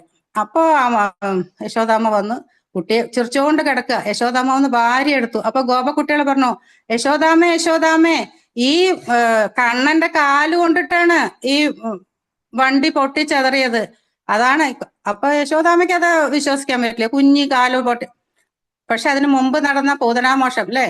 അതാലോചിക്കുമ്പോ ഉറപ്പിക്കാനും പറ്റില്ല ഇതല്ലാന്ന്. അങ്ങനെ എന്തായാലും അങ്ങനെ ഭാര്യ എടുത്തു. ഈ ശബ്ദം കേട്ട് അവിടെ ഉള്ള ഗോപികുമാര് വന്നിട്ടുണ്ടായിരുന്നു. എല്ലാവർക്കും സന്തോഷായി. അങ്ങനെ ശകടാസുരന്റെ പണി കഴിഞ്ഞു. പിന്നെ തൃണാവർത്തം വന്നു, അല്ലെ? എന്തിന്റെ രൂപത്തിലാ? ചുഴലിക്കാറ്റിന്റെ രൂപത്തില് ഭഗവാനെ അങ്ങോട്ട് എടുത്തോണ്ട് പോയി. ഇതേപോലെ തന്നെ ഭഗവാനെ കിടത്തിയിട്ട് യശോദാമ്മ ഉള്ളിൽ പോയതായിരുന്നു. ചുഴലിക്കാറ്റ് എന്ന് പറഞ്ഞാൽ ആകെ മണ്ണും പൊട്ടിയും ഡൽഹിക്കാരുടെ ഭാഷയിൽ ആന്തി, അതായത് ചുഴലിക്കാറ്റ്. അങ്ങനെ വന്നു. ഭഗവാനെ എടുത്തോണ്ട് ഈ തൃണാവർത്തനങ്ങൾ പോയി. അപ്പൊ ഒന്നും കാണുന്നില്ല, പൊടി കാരണം യാതൊന്നും ആർക്കും കാണുന്നില്ല. കണ്ണാ കണ്ണാ കണ്ണാ വിളിക്കുന്നുണ്ട്. ആരെ? യശോദാമ്മ. ആരെ പോലെ? ഒരു പശുവിനെയും കുട്ടിയും കൂടെ നമ്മൾ ഒരു ഭാഗത്ത് കെട്ടിയാല് പശുക്കുട്ടി അഴിഞ്ഞു പോയാൽ പശുവിന്റെ കരച്ചിൽ എന്തായിരിക്കും അല്ലേ? കുട്ടി അഴിഞ്ഞു പോയാല് നല്ല കരച്ചിലായിരിക്കും. അതേപോലെ കരഞ്ഞപ്പോ അടുത്തുള്ള എല്ലാവരും വന്നു, ഗോപികമാരും ഗോപന്മാരും. എന്താ പറ്റിയ യശോദ? കുട്ടിയെ കാണാനില്ല, കുട്ടിയെ കാണാനില്ല എന്ന്. ആർക്ക് തമ്മിലും കാണുന്നില്ല. ഓ, നമ്മുടെ കരച്ചിൽ കേട്ട് സഹിക്കാൻ വയ്യാണ്ട എന്ത് ചെയ്തു കണ്ണൻ? അവിടുന്ന് അങ്ങോട്ട് പർവ്വതം പോലെ കനം വെച്ച് വന്നു. ഈ ചുഴലിക്കാറ്റിന് അനങ്ങാൻ കാറ്റ് നിശ്ചലായിട്ട് അങ്ങോട്ടും തിരിയാൻ പറ്റുന്നില്ല, ഇങ്ങോട്ടും തിരിയാൻ പറ്റുന്നില്ല. അങ്ങനെ നിശ്ചല. എന്നാ ഭഗവാനെ വിടാൻ പറ്റുമോ? ഇല്ല. ഭഗവാൻ അങ്ങനെ കഴുത്തിൽ പിടിച്ചിരിക്കുന്നുണ്ട്. ആരുടെ? ഈ തൃണാവർത്തന്റെ. അങ്ങനെ തൃണാവർത്തൻ ആകെ പരവശനായി അവർ പാറപ്പുറത്താണ് വീണു അല്ലെ? ജീവൻ പോയിട്ട് പാറപ്പുറത്ത് വീണു. അങ്ങനെ കാറ്റൊക്കെ പോയപ്പോ ഒന്നുമില്ല അവിടെ, ശാന്തമായിട്ട് തമ്മിലൊക്കെ കാണാൻ തുടങ്ങി. യശോദാമ്മ ഓടി വന്ന് നോക്കുമ്പോ തൃണാവർത്തന്റെ നെഞ്ചിൽ കിടന്ന് കളിക്കുക. എന്നെ എടുക്കൂ എന്നും പറഞ്ഞിട്ട്. അങ്ങനെ അമ്മ ഓടി വന്ന് എടുത്ത് എല്ലാവർക്കും കുറച്ചായിട്ട് അങ്ങനെ എടുക്കാൻ കൊടുത്തു. അങ്ങനെ സന്തോഷിച്ചു. ഇനി വത്സാസുരൻ ബകാസുരൻ അല്ലെ? ഒരു ദിവസം പശുക്കിടാങ്ങളുമായിട്ട് അവര് പശുവിനെയൊക്കെ മേയ്ക്കാൻ കൊണ്ടുപോവാണ്. എല്ലാവരും ഉണ്ട്, ഒറ്റയ്ക്ക് പോവില്ല. അങ്ങനെ കാട്ടിലൊക്കെ പോയിട്ട് യമുനാ തീരത്തൊക്കെ എത്തി. ഗോവർദ്ധന പർവ്വതത്തിലൊക്കെ പോയി. അവിടെ നല്ല നല്ല പുല്ലുള്ള, എല്ലാം പുല്ലുണ്ട്. ഭഗവാന്റെ കാലടിയല്ലേ അവിടെ വെക്കണം. എല്ലാവിടെയും പൂവും ചെടി എല്ലാം ഉണ്ട്. അങ്ങനെ പശുക്കളെയൊക്കെ മേച്ച് നടന്നു. ഈ പശുക്കളെ മേച്ച് നടക്കുമ്പോഴേ അതിൽ ഒരു പശുക്കുട്ടി, കുമ്പളങ്ങ കെട്ടവൻ എന്ന് പറയില്ലേ, എന്നെ അറിഞ്ഞിണ്ടാവോ? അങ്ങനെ പിന്നാക്കം നോക്കുക. പിന്നെ വാലിങ്ങനെ ആട്ടുണ്ടല്ലോ. ആട്ടിന് സാധാരണ പശുക്കുട്ടിയുടെ വാലാട്ടലല്ല, അവരിങ്ങനെ ശാന്തമായിട്ട് ആട്ടും. അതല്ല, ഒരു ശക്തി, ഭയങ്കര ശക്തിയായിട്ട് ആട്ടി. അതുപോലെ ഒന്ന് ഇടയ്ക്കിടയ്ക്ക് തിരിഞ്ഞു നോക്കുക, എന്നെ ആർക്കും മനസ്സിലായിട്ടുണ്ടോ? അങ്ങനെ മനസ്സിലായി ഭഗവാൻ അതാരാന്ന്. അങ്ങനെ പശുക്കുട്ടി ഇതിനെ കാലും കയ്യും ഒക്കെ പിടിച്ച് ചുഴറ്റി അത് മുകളിലേക്ക് ജീവൻ കാല് ഇതും കൂടെ ഇങ്ങനെ പിടിച്ചു. എന്നിട്ട് മേലെ ഇങ്ങനെ ചുഴറ്റിയിട്ട് വനത്തിലേക്ക് അങ്ങോട്ട് മരങ്ങളുടെ മേത്തേക്കാണ് എറിഞ്ഞത്, മുകളിലേക്ക് എറിഞ്ഞു. അപ്പൊ എന്തായി? പണ്ടേ അസുര ദുഷ്ടനുമാണ്, ഭയങ്കര തടിയുള്ള ആളുമാണ്. അപ്പൊ അതുകൊണ്ട് ഒരു മരമല്ല, അതിൻ്റെ കൂടെ പല മരങ്ങളും വീണു എന്നാണ് പറയണത്. പിന്നെ അങ്ങനെ ഒരു ദിവസം ചൂടുള്ള ഒരു സമയം, കാളിന്തി തീരത്ത് കിടാങ്ങളൊക്കെ എടുത്ത് ഇതുപോലെ ഇടയ കുട്ടികളുണ്ട്, എല്ലാവരും കൂടെ വെള്ളമൊക്കെ കുടിക്കാൻ അങ്ങനെ അങ്ങോട്ടും ഇങ്ങോട്ടും മാറി നിൽക്കുക. അപ്പോ കുട്ടികൾ അവിടെ കളിക്കേണ്ട ഇവിടെ അപ്പൊ ഭഗവാൻ അങ്ങനെ നിൽക്കുമ്പോ ഭഗവാന്റെ അടുത്ത് കൊറ്റിയുടെ രൂപത്തിലുള്ള സത്വം അല്ലെ അങ്ങനെ വന്ന് കൊക്കാണ്. അത് എന്ത് ചെയ്തു? അതിന്റെ കൊക്ക് വലിയ കൊക്കാ. അങ്ങനെ അത് ഭഗവാനെ കൊത്താൻ വന്നു. കൊത്തിയപ്പോ എന്ത് ചെയ്തു? ആ കൊക്കിനെ അങ്ങനെ രണ്ടാക്കി പിളർന്ന് അതിനും മോക്ഷം കൊടുത്തു. പിന്നെന്താ ഉണ്ടായത്? അകാസുരൻ അല്ലെ? ഭഗവാൻ ഒരു ദിവസം പറഞ്ഞു കുട്ടികളോട്, നമുക്ക് നാളെ ഭക്ഷണമൊക്കെ നമുക്ക് എല്ലാവർക്കും കൂടി ഭക്ഷണം നമ്മളെ വീട്ടിൽ നിന്ന് എടുത്തിട്ട് നമുക്ക് വനത്തിൽ പോയിട്ട് ഭക്ഷണമൊക്കെ കഴിക്കാമെന്ന് പറഞ്ഞു. അങ്ങനെ എല്ലാവരും കൂടി, അങ്ങനെ കുട്ടികൾ പറഞ്ഞു, അമ്മയോട് പറഞ്ഞു, ഞങ്ങൾക്കൊക്കെ ഭക്ഷണം വേണം. എല്ലാവരും വീട്ടിൽ നിന്ന് ഭക്ഷണം എടുത്തിട്ട് വന്നു. അങ്ങനെ അവിടെ ഭക്ഷണം കഴിച്ച് ഉല്ലസിച്ച് കളിച്ച് പശുക്കളെയൊക്കെ മേച്ച് നടക്കുമ്പോൾ അവിടെ അകാസുരൻ എന്തിന്റെ രൂപത്തിലാ? പെരുമ്പാമ്പിന്റെ രൂപത്തിൽ അവിടെ വഴിമുടക്കി കിടക്കുകയായിരുന്നു. ഭഗവാൻ കുറച്ച് ദൂരെയാ. അപ്പൊ ഈ പാവം ഈ ഗോപന്മാരെന്താ വിചാരിച്ചെന്ന് അറിയാം, ഇതെന്തോ പാറയണ തോന്നും എന്ന് പറഞ്ഞ് ഈ കുട്ടികളൊക്കെ അതിനകത്ത് കയറി ശ്വാസം കിട്ടണില്ല. കൃഷ്ണ കൃഷ്ണ കൃഷ്ണ വന്ന് വിളിച്ചപ്പോ എല്ലാവരും അകത്തായിട്ടുണ്ട്. ഇതറിഞ്ഞു ഭഗവാൻ ഓടി വന്നു, കൂട്ടുകാർ വിഷമിച്ചപ്പോ. അങ്ങനെ ഭഗവാനും അതിന്റെ അകത്ത് ചെന്നിട്ട് ഭഗവാന്റെ ശരീരം വീർപ്പിച്ച് വലുതാക്കി അകാസുരനെ വീർപ്പ് മുട്ടിച്ചിട്ട് കൊന്നു. അങ്ങനെ അകാസുരനും മോക്ഷം കിട്ടി. അങ്ങനെ എനിക്ക് കിട്ടിയ ദശകം ഇതാണ്. 10ാം ദശകത്തിലെ അധ്യായം 37 അവിടെ കേശി വധിക്കുന്നതും കേശവ വധിച്ചുകൊണ്ട് ഭഗവാൻ എന്ത് പേര് കിട്ടി? കേശവൻ എന്ന പേര് കിട്ടി.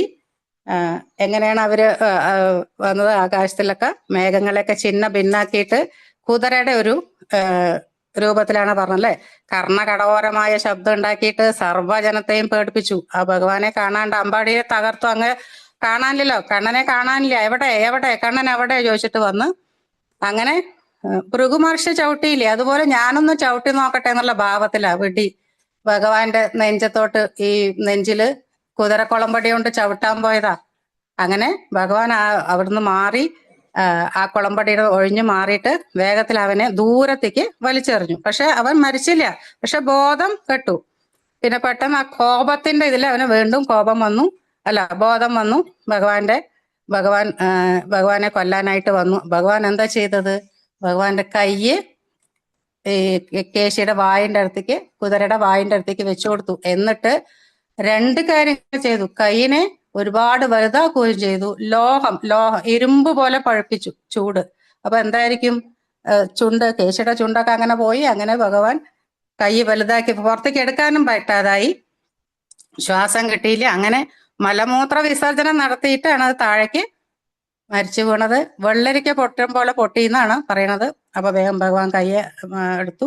അങ്ങനെ കേശിയെ വധിച്ചുകൊണ്ട് ഭഗവാന് കേശവൻ എന്ന പേര് വന്നു. ഇനി വ്യോമൻ, ഇതെന്ത് ചെയ്തു? അസുരൻ വലിയൊരു മായാവിയായിരുന്നു. മയന്റെ പുത്രനായ വ്യോമനാണ് അടുത്തത്. അപ്പോ ഇവര് ഗോപന്മാരോടുകൂടി ഇവര് കളിക്കുകയായിരുന്നു. കളിക്കുമ്പോ കളി പലതരത്തിലാണ്. ചിലവര് കള്ളന്മാരാവും, ചിലവര് പശുപാലകരായിരിക്കും. അങ്ങനെ അതിനിടയിൽ ഒരു മായാവിയായ വ്യോമാസുരൻ ഗോപന്റെ വേഷമെടുത്തിട്ട് ഗോപന്മാരെ എല്ലാം, അതായത് ചിലവർ ആടുപോലെ ആയിട്ടുണ്ട്, അവരെയൊക്കെ കൊണ്ടുപോയിട്ട് ഒരു പർവ്വതത്തിന്റെ ഗുഹയിലിട്ട് കല്ലെടുത്ത് അടച്ചു. ഇവന്റെ ഈ പ്രവൃത്തി മനസ്സിലാക്കിയിട്ട് എന്ത് ചെയ്തു ഭഗവാൻ? ഗോപന്മാരെ പിടിച്ചു കൊണ്ടുപോയി അവനെ ചെന്നായ സിംഹത്തിനെ കീറുന്ന പോലെയാണ് ബലാൽ പിടിച്ചുകൊണ്ട് വന്നു. ബലവാനായവനെ പർവ്വത തുല്യമായ തന്റെ ഘോരമായ രൂപമെടുത്തു. എന്നിട്ട് മോചിപ്പിക്കുവാൻ ആഗ്രഹിച്ചു. കൊടഞ്ഞു, ഭയങ്കര പർവ്വതം പോലെയായി ഭഗവാൻ. എന്നിട്ട് അങ്ങോട്ട് കെട്ടിപ്പിടിച്ചു എന്നാ. കൊടയാൻ നോക്കി പറ്റിയില്ല, പരവശനായ. അങ്ങനെ ആ പിടുത്തത്തിൽ പരവശനായി അങ്ങനെ ഗുഹയുടെ അവനെ മരണത്തിൽ കീഴടങ്ങി. അങ്ങനെ ഗുഹയുടെ അടപ്പൊക്കെ പൊളിച്ച് ഗോപന്മാരെയൊക്കെ ആപത്തുനിന്ന് രക്ഷിച്ച് അങ്ങനെ ഭഗവാനും ഗോപന്മാരും എല്ലാരും കൂടി തിരിച്ച് ഗോകുലത്തിലെത്തി. അപ്പോ ദേവന്മാരും സ്തുതി പാടി എല്ലാവരും പുഷ്പവർഷ നടന്നു. അങ്ങനെ ഇരിക്കെ ഇതൊക്കെ കഴിഞ്ഞപ്പോ ആര് വന്നു? നാരദ മഹർഷി അവിടെ എത്തി. നാരദ മഹർഷി പറഞ്ഞു, ഭഗവാനെ ഞാനിതൊക്കെ അറിഞ്ഞു. എന്താ പറഞ്ഞ? എന്തൊക്കെയാ വിളിച്ചത്? കൃഷ്ണ കൃഷ്ണ, അപ്രമേയാത്മൻ, യോഗേശ്വര, ജഗദീശ്വര, വാസുദേവ, അഖിലാവാസ, സ്വാതപ്രവര, പ്രഭു, ഇതൊക്കെ വിളിച്ചിട്ടാണ് പറഞ്ഞ. വിറകുകളുടെ ഉള്ളിൽ അഗ്നി, അല്ലെ? അഗ്നി എന്ന പോലെയാണ് ഭഗവാൻ ഉള്ളത്. എല്ലാവരും ഈ ഒരു അസുരന്മാരെയൊക്കെ കൊന്ന് എല്ലാവർക്കും മോക്ഷം കൊടുത്തു. അങ്ങനെ ഇനിയും ഞാൻ ഇത് മാത്രമല്ല, ഇനി എന്തെല്ലാം കാണാൻ കിടക്കുന്നുണ്ടല്ലേ? എന്താണ് കാണാൻ കിടക്കണത്? ചാണുമുഷ്ടീരന്മാരെ അവരെ കൊല്ലണത്, കുവലയാല പീഠത്തിനെ കൊന്നത്, കംസൻ മുതലായവരെ കൊന്നത് കാണും.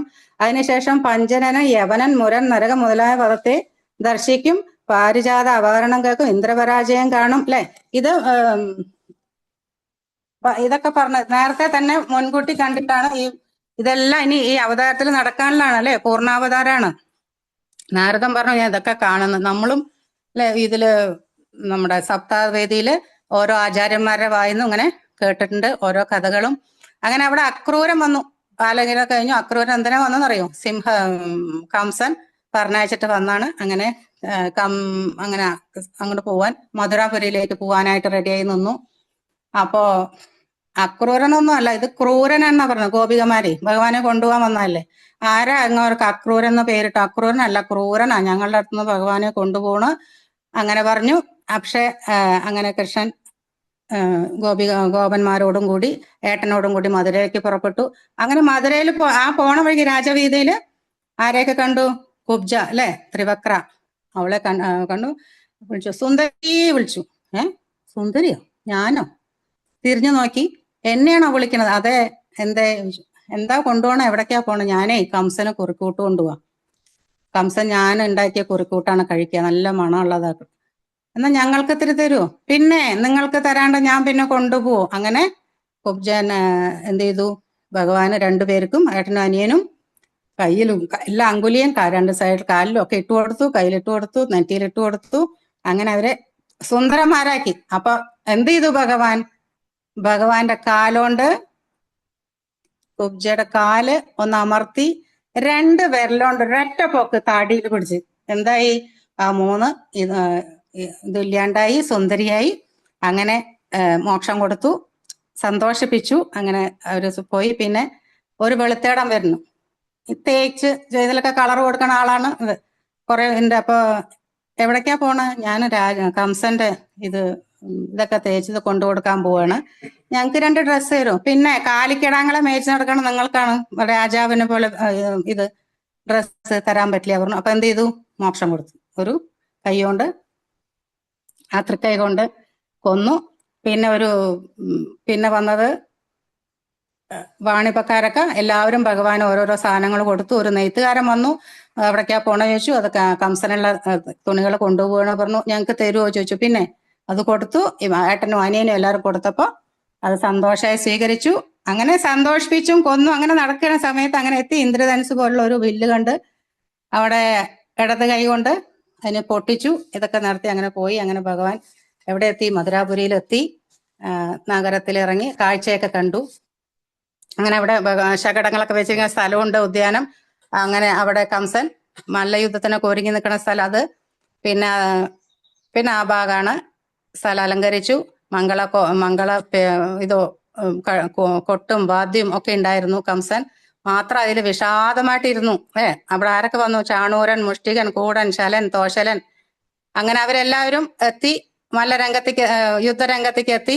ബലരാമനും കൃഷ്ണനും കൂടെ ഈ കൊട്ടും പാട്ടും ഒക്കെ കേട്ടപ്പോ അകത്ത് കയറാൻ നിന്നു. അപ്പൊ കുവലയാപീഠം എന്ന ആന, അല്ലെ, ആനക്കാരും ആനയും അതിനെ ദേഷ്യം പിടിപ്പിച്ചുകൊണ്ട് നിൽക്കുക. വെറുതെ ആന ശാന്തമല്ല, അതായത് ഭഗവാനെ കൊല്ലാൻ വേണ്ടിയിട്ട്. അങ്ങനെ ഭഗവാന്റെ അടുത്തേക്ക് ഓടി വന്നു. പക്ഷെ ഭഗവാൻ അങ്ങോട്ടും ഇങ്ങോട്ടും ഓടിയിട്ടും വാലിൽ പിടിച്ചിട്ടും അവന് പിടികൊടുത്തില്ല. ഒടുവ്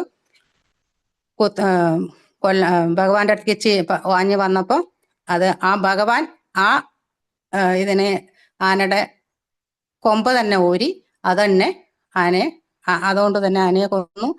അങ്ങനെ അവർക്ക് മല്ലന്മാർക്ക് ഇടിമിന്നലായിട്ട്, അല്ലെ, സാധാരണക്കാർക്ക് ഉത്തമ പുരുഷനാണ്, ഗോപന്മാർക്ക് സ്വജനമാണ്, ദുഷ്ടന്മാർക്ക് ശാസിതാവാണ്, മാതാപിതാക്കൾക്ക് മക്കളാണ്, കംസന് അന്തകനാണ്, യാദവന്മാർക്ക് പരദേവതയാണ്. ഇതൊക്കെയാണ് ഭഗവാൻ ചെയ്തത്. നേരത്തെ അങ്ങനെ വേറെ ആയുധങ്ങളൊന്നുമില്ല, ഇതും കൊണ്ടാ പോണത്. ഈ ചോരയൊക്കെ ആയിട്ടുള്ള ആനക്കൊമ്പും കൊണ്ട് അകത്ത് പോയി. അങ്ങനെ കംസന്റെ അടുത്ത് എത്തി. കംസനാണെങ്കിൽ ആകെ പേടിച്ച് വരച്ച് പറഞ്ഞു, അവിടെ നന്ദഗോപരെ പിടിച്ചു കെട്ടു, ഇവരെ പുറത്താക്കൂ. അങ്ങനെ ഓരോരോ ഇത് പറഞ്ഞപ്പോ ഭഗവാന് ശരി ഇന്ന സമയമെന്നും പറഞ്ഞ് ഓടി വന്ന് കംസനെ വധിച്ചു. ഭഗവാൻ ഇതൊക്കെ കേട്ടപ്പോ കംസനെ അതുകൊണ്ട് തന്നെ വധിച്ചു. മാറത്ത് കയറി ഇടിച്ചു എന്നൊക്കെയാണ് പറയണത്. എങ്ങനെ? സിംഹം ആനയെ പോലെയാണ്, അല്ലെ, വലിച്ചു കഴിച്ചു. പക്ഷെ മാറിലിരുന്നു കൊണ്ട് ഇടിച്ചു. അങ്ങനെ മോക്ഷം കൊടുത്തു. പക്ഷെ എപ്പോഴും ഭഗവത് സ്വരൂപമാണ് അകത്ത് കംസന്റെ, അല്ലെ. അയ്യോ അയ്യോ പറഞ്ഞിട്ട്. അപ്പോ ഭഗവാൻ കംസന് ഭഗവത് ഭാവം തന്നെ അർപ്പിച്ചു. പിന്നെ നമ്മള് അങ്ങനെയൊക്കെ പിന്നെ ഒരുപാട് കാര്യങ്ങള് ഈ പൂർണ്ണാവതാരത്തിൽ ഭഗവാൻ എടുത്തു. ഒരു സ്വർഗാരോഹത്തിനെ പറ്റി പറയുന്നുണ്ട്, അല്ലെ. പക്ഷെ ഇന്ന് നമ്മുടെ ആചാര്യൻ പറഞ്ഞ പോലെ അങ്ങനെയൊന്നും ഇല്ല. ഒരു ചെറിയൊരു ഇത്. അപ്പൊ എല്ലാരും പറഞ്ഞു, അയ്യോ ഭഗവാനെ ഇല്ല. അപ്പൊ അവര് ചോദിച്ചു, ഞങ്ങൾ ഈ കലികാലത്ത് എന്താ ചെയ്യാ? കലികാലമാണ് വരണം. നമ്മൾ പറയാറില്ലേ, കലി മൂത്തിട്ടേ പറയും, അല്ലെ, ഓരോന്ന് കാണുമ്പോ. അങ്ങനെ കലികാലമാണ് വരണേ. ഒന്നും ചെയ്യണ്ട. ഞാൻ പ്രത്യക്ഷ കൃഷ്ണ ഏവഹി, ഞാൻ എവിടെയാണ് ലയിക്കണത്? ഈ ഭാഗവത്തില്, അല്ലെ. അപ്പൊ നമ്മൾ എന്ത് ചെയ്യാ? ഈ ഭാഗവത്തിനെ നമ്മൾ മുറുക്കെ പിടിക്കുക. കാലം നോക്കണ്ട, ദേശം നോക്കണ്ട, ഭാഷ നോക്കണ്ട, അതിനെ മുറുക്കെ പിടിച്ച് ഏതു നേരവും അത് വായിച്ച് അതിന്റെ തത്വങ്ങളെ മനസ്സിലാക്കി അതനുസരിച്ച് ജീവിക്കുക. അതും കൂടെ വേണം, വെറുതെ വായിച്ചിട്ട് കാര്യമില്ല. അപ്പൊ ഭഗവാൻ അങ്ങനെ പ്രത്യക്ഷ കൃഷ്ണ ഏവഹി അങ്ങനെ ഇതിലങ്ങനെ ലയിച്ചിട്ടുണ്ട്. അപ്പൊ എനിക്ക് ഇത്രയൊക്കെ പറയാൻ അറിയുള്ളൂ. അപ്പൊ ഇതെല്ലാം ഞാൻ ശ്രീ ഗുരുവായൂരപ്പന്റെ പാദങ്ങളിൽ അർപ്പിക്കണം. അപ്പൊ ഇതൊക്കെ ക്ഷമയോടെ കേട്ടിരുന്ന എല്ലാവരോടും എനിക്ക് വളരെ സന്തോഷം, വളരെ സ്നേഹമാണുള്ളത്. പിന്നെ എല്ലാം എനിക്ക് ഇത്രയൊക്കെ എനിക്ക് പറയാൻ കിട്ടും. തന്നെ ഞാൻ പറഞ്ഞതാണോ എന്ന് എനിക്ക് അറിയുന്നില്ല. അപ്പൊ 2 ശ്ലോകം അതോടുകൂടി ഞാൻ ഇതെല്ലാം ഭഗവത് പാദത്തിൽ അർപ്പിക്കണു. യോഗീന്ദ്രാണാം ത്വദംഗേഷ്വധിക സുമധരം മുക്തിഭാജാനിവാസോ ഭക്താനാം കാമവർഷ ദ്യുതരികിസലയം നാഥ തേ പാദമൂലം നിത്യം ചിത്തസ്ഥിതം മേ പവനപുരപദേ കൃഷ്ണാ കാരുണ്യ സിന്ധോ ഋത്വാതിശേഷതാപാൽ പ്രതിശതു പരമാനന്ദ സന്തോഹലക്ഷ്മീ അജ്ഞാത്വാ തേ മഹത്വം യതിഹ നികതിദം വിശ്വനാഥക്ഷമേതാ സ്തോത്രം ചെയ്തൽ സഹസ്രോത്തരമധികതരം ത്വത്പ്രസാദായ ഭൂയാത് ദ്വേധാ നാരായണീയം ശ്രുതിഷു ജനുഷാ തുസ്ത്യതാ വർണ്ണനേന സ്ഫീതം ലീലാവതാരൈതമിഹ ഗുരുതാം ആയുരാരോഗ്യ സൗഖ്യം. സർവത്ര ഗോവിന്ദനാമ സങ്കീർത്തനം ഗോവിന്ദ ഗോവിന്ദ സദാ സർവത്ര ഗോവിന്ദനാമ സങ്കീർത്തനം ഗോവിന്ദ ഗോവിന്ദ. ആചാര്യനും അച്ഛൻ തിരുമേനിക്കും എല്ലാ ആയുസ്സും ആരോഗ്യ സൗഖ്യങ്ങളും അല്ലെ ഭഗവാൻ നൽകട്ടെ എന്ന് ഭഗവാനോട് പ്രാർത്ഥിച്ചുകൊണ്ട് എല്ലാവരുടെ പാദങ്ങളിലും നമസ്കരിക്കുന്നു. ഹരി ഓം. കഥകൾ മുഴുവൻ ധ്യാനം, സദാസമയം ധ്യാനമായതുകൊണ്ടാണ് ഈ കഥകൾ ഇങ്ങനെ നമുക്ക് അറിയാൻ സാധിക്കുന്നത്. അതായത് വലിയൊരു സന്തോഷമായി ശരിക്കും നമ്മളെ ഒരു അരമണിക്കൂർ നേരത്തേക്ക് ശരിക്കും ഭഗവാന്റെ കൂടെ കൊണ്ടുപോയ ആ ബിന്ദു മുരളി അമ്മയുടെ പാദങ്ങളിൽ വീണ് നമസ്കരിക്കുന്നു. വീണ്ടും ഇനി വളരെ അതുപോലെ ആയുസ്സും ഒക്കെ ഭഗവാൻ കൊടുക്കട്ടെ എന്ന് ഗുരുവായൂരപ്പനോട് നമുക്ക് പ്രാർത്ഥിക്കാം. ഇനിയും നാരായണീയം പാരായണം ചെയ്യാനും കീർത്തനങ്ങൾ ചൊല്ലാനും അതുപോലെ തന്നെ ഭാഗവതത്തിന്റെ വഴികളിലൂടെ ഇനിയും മറ്റുള്ളവരിലേക്കൊക്കെ അറിവ് പകർന്നു കൊടുക്കുവാൻ ഇതുപോലെ വിലാസത്തോടു കൂടി തന്നെ പറയാൻ സാധിക്കട്ടെ. അത് അനുസ്യൂതം മുമ്പോട്ട് പോകാൻ വേണ്ടി ഭഗവാനോട് പ്രാർത്ഥിക്കാം.